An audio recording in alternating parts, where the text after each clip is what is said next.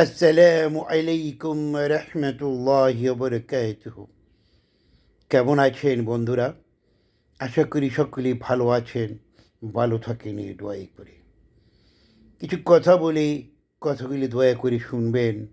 ভালো লাগলে like comment share করবেন, অন্যকে জানার সুযোগ করে দিবেন।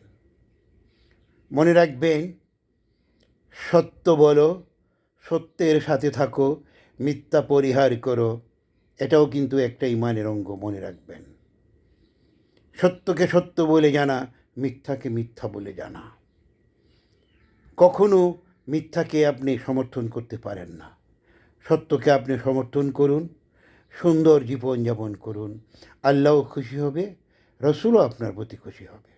তাই আসুন আমরা সত্যের জন্য আমরা জীবন দান করি, সত্যের জন্য কথা বলি, সুন্দর জীবন গড়ে তুলি। ধন্যবাদ সবাইকে।